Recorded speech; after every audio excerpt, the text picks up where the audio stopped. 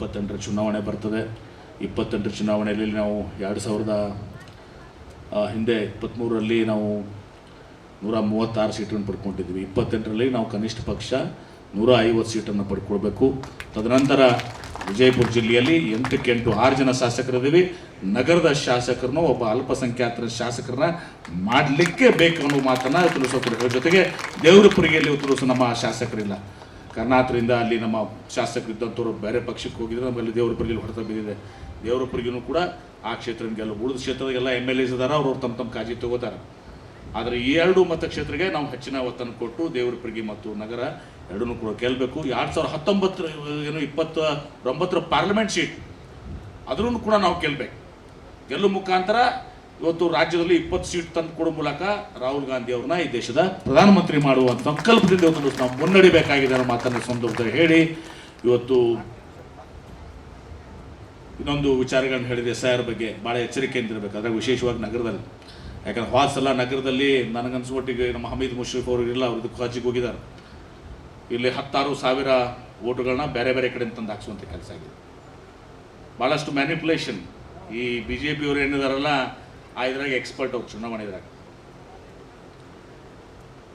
ಬೇರೆ ಮತಕ್ಷೇತ್ರದಿಂದ ಬೇರೆ ಬೇರೆ ಕಡೆ ತಂದು 16,000 ಮತಗಳನ್ನ ಇಲ್ಲಿ ತಂದು ಹಾಕಿದಂಥದ್ದು ಕೂಡ ಇವತ್ತು ಹಮೀದ್ ಮುಷ್ರಿಫ್ ಅವ್ರಿಗೆ ಆ ಅನುಭವ ತಂದಿಸದ.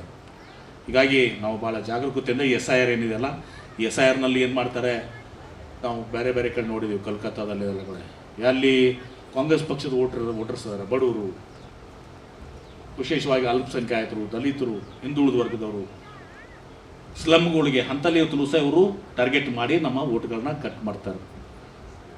ಯಾಕಂದ್ರೆ ಒಬ್ಬ ಶಾಸಕನಾಗ ಆರಿಸಿ ಬರೋದು ಎಷ್ಟು, ಒಂದು 5,000 10,000 ಒಂದು 10,000 ವೋಟ್ ಕಟ್ ಆತಂದ್ರೆ ನಮ್ಮ ಪರಿಸ್ಥಿತಿ ಗಂಭೀರ ಆಗಿಬಿಡ್ತದೆ.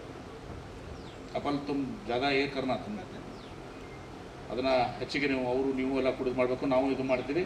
ತನ್ನ ಮೂಲಕ SIRದಲ್ಲಿ ಈ ರೀತಿ ಯಾವುದೇ ಒಬ್ಬ ಬಡವನ, ಯಾವುದೇ ಒಬ್ಬ ಸ್ಲಮ್ನಲ್ಲಿರುವಂಥದ್ದು, ಯಾವುದೇ ಒಬ್ಬ ಅಲ್ಪಸಂಖ್ಯಾತ, ದಲಿತ, ಹಿಂದುಳಿದವರು ಓಟನ್ನು ನ್ಯಾಯಯುತವಾದದ್ರೆ ಇವತ್ತು ತೆಗೆದು ಹಾಕುವಂಥದ್ದು ಹಾಕಬಾರ್ದು. ಮತ್ತು ಬೋಗಸ್ ವೋಟ್ಸ್ ಬಂದು ನಮ್ಮಲ್ಲಿ ಸೇರಿದಂತೆ ಹಾಕಬೇಕು. ಅದನ್ನು ಕೂಡ ಅಷ್ಟೇ ಇಂಪಾರ್ಟೆಂಟ್.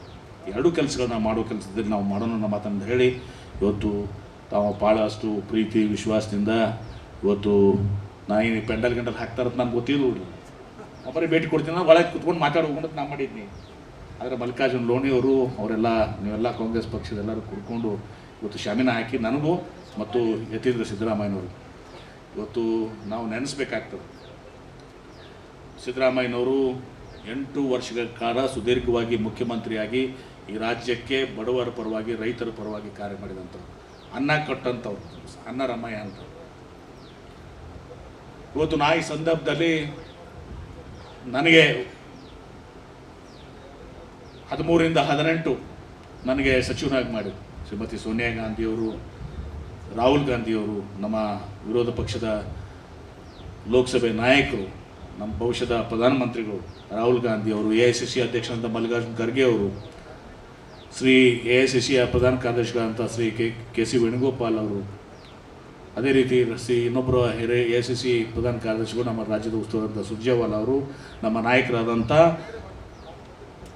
ಸಿದ್ದರಾಮಯ್ಯನವರು ಮತ್ತು ಈಗಿನ ನಮ್ಮ ಮುಖ್ಯಮಂತ್ರಿಗಳಂಥ DK ಶಿವಕುಮಾರ್ ಅವರು, ನನಗೆಲ್ಲರೂ ಕೂಡ ನನಗೆ ಇವತ್ತು ನನ್ನ ಮೇಲೆ ಒಂದು ವಿಶ್ವಾಸವಿಟ್ಟು ನನಗೆ ಮತ್ತೆ ಅದೇ ಬೃಹತ್ ಕೈಗಾರಿಕೆ ಇಲಾಖೆನೇ, ಯಾಕಂದರೆ ನಾನು ಈಗಾಗಲೇ ಸಾಕಷ್ಟು ಕೆಲಸ ಮುಂದುವರಿಬೇಕು ಅಂತ ತಿಳ್ಕೊಂಡು ಇವತ್ತು ಆ ಹೂಡಿಕೆಗಳನ್ನ ಇದು ಮಾಡುವಂಥದ್ದು, ಮತ್ತೆ ಹೊಸಬಾದವ್ರಿಗೆ ಮತ್ತೆ ಸಮಯ ತಗೊಳ್ತದೆ, ಅದು 1 ವರ್ಷ ಟೈಮ್ ತಗೋತದೆ, ಮುಂದೆ ಚುನಾವಣೆ ಬಂದುಬಿಡ್ತವೆ. ಹೀಗಾಗಿ ಆ ಮುಂದುವರಿಕೆ ಇರಲಿ ಅಂತೇಳಿ ಇವತ್ತು ನನಗೆ ಬೃಹತ್ ಕೈಗಾರಿಕೆ ಇವತ್ತೊಂದು ಸಚಿವನಾಗಿ ಇವತ್ತೊಂದು ನಾನು ಮುಂದುವರಿಸಿದ್ದಾರೆ. ನಿಮ್ಮೆಲ್ಲರ ಆಶಯ ನನಗೆ ಗೊತ್ತದ. ಭಾಳ ಸಲ ನಾವು ಹಳ್ಳಿಯಾಗ ಹೋದಾಗ ನೀರಾವರಿನೇ ಆಗಬೇಕಾಗಿತ್ತು ರೀ ನೀವು ಅಂತೇಳಿ. ಆದರೆ ಇವತ್ತೊಂದು ಇಲ್ಲಿ ನಾನು ನೀರಾವರಿ 5 ವರ್ಷ ಕೆಲಸ ಮಾಡಿದ್ವಿ. ಇಲ್ಲಿ ನಾನು ಮುಂದುವರೆದ ಕೆಲಸ ಆಗಬೇಕು. ಈಗ 50% ಮಾಡಿ ಇನ್ನೊಂದು 30-40% ಹೋದರೆ ಒಂದು 80-90% ಕೆಲಸ ನಮ್ಮ ಅವಧಿಯಲ್ಲಿ ಇವತ್ತು. ಯಾಕಂದರೆ 100 ಆಗ್ತದಂತ ಯಾರಿಗೂ ಹೇಳೋಕ್ಕಾಗಂಗಿಲ್ಲ. ಅದು ದೇವ್ರಿಗೆ ಮಾತ್ರ ಸಾಧ್ಯ ಅದ. ಮನುಷ್ಯರಿಗೆ ಎಷ್ಟು ಸಾಧ್ಯ ಆಗ್ತದೆ ಆ ಇದನ್ನು ನಾವು ಮಾಡಿದ್ದೀವಿ ಅನ್ನೋ ಮಾತನ್ನು ಸಂದರ್ಭ ಹೇಳಿ ಮತ್ತು